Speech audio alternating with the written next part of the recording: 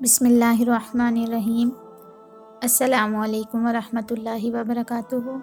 امید ہے آپ سب خیریت سے ہوں گے۔ تو سب سے پہلے میں اللہ تعالیٰ کی شکر گزار ہوں کہ ہمیں اپنی زندگیوں کو بہتر بنانے کا اللہ نے ہمیں موقع دیا اور ہمیں ایسا علم دیا جس سے ہم اپنے ایمان اور عمل کو مضبوط بنا سکتے ہیں۔ تو آج جس موضوع پر میں بات کروں گی وہ ہے خود سے اچھی باتیں کہنا ہمارے ایمان اور زندگی پر کتنا اثر انداز ہو سکتا ہے، اور اسلام اس کے بارے میں کیا کہتا ہے۔ تو اسلام میں مثبت سوچ اور خود سے باتیں کرنا کیسا ہے۔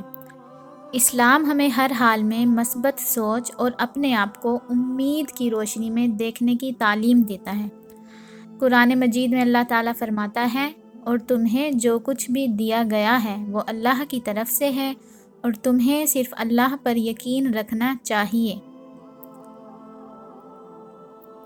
اب یہ آیت ہمیں بتاتی ہے کہ حالات جیسے بھی ہوں، جب ہم خود سے مثبت باتیں کرتے ہیں تو ہم اپنے ایمان کو تقویت دیتے ہیں اور اللہ کے وعدوں پر بھروسہ کرتے ہیں۔ اب ہمارے نبی کریم صلی اللہ علیہ وسلم نے بھی ہمیں مثبت سوچنے اور خود پر ایمان رکھنے کی تعلیم دی۔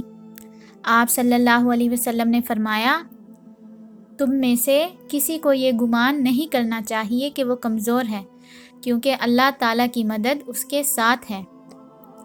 اب یہ حدیث صحیح مسلم کی ہے جو ہمیں سکھاتی ہے کہ ہمیں اپنے آپ پر اور اللہ کی ذات پر بھروسہ کرنا چاہیے۔ اگر ہم اپنے آپ کو کمتر سمجھنے لگتے ہیں یا منفی باتیں کرنے لگتے ہیں تو ہم اللہ کی طاقت اور مدد کو بھول جاتے ہیں۔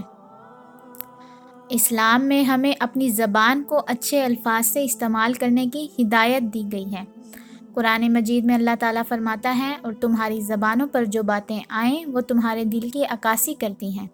اس کا مطلب ہے کہ اگر ہم خود سے مثبت باتیں کرتے ہیں، جیسے میں کامیاب ہوں، اللہ میری مدد کرے گا، تو ہمارا دل بھی ان مثبت خیالات کی طرف مائل ہوتا ہے۔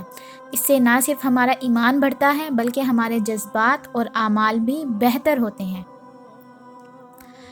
تو جب زندگی میں مشکلات آئیں تو ہمیں اپنے آپ کو یاد دلانا چاہیے کہ اللہ کی مدد ہمیشہ ہمارے ساتھ ہے۔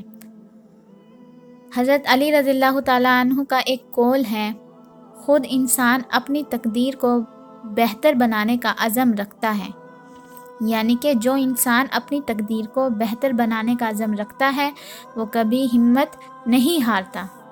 یہ بات ہمیں سکھاتی ہے کہ مشکلات چاہے جیسی بھی ہوں، ہمیں اللہ کے ساتھ تعلق مضبوط کرنا چاہیے اور اپنے آپ کو منفی سوچوں سے بچانا چاہیے۔ اللہ ہمیں بہتر نتائج دے گا، بس ہمیں صبر اور محنت کی ضرورت ہے۔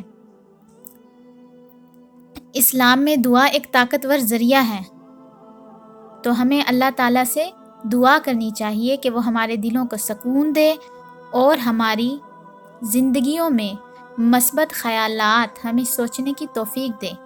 نبی کریم صلی اللہ علیہ وسلم نے فرمایا، دعا مومن کا ہتھیار ہے اور دعا سے اللہ کی رضا حاصل ہوتی ہے۔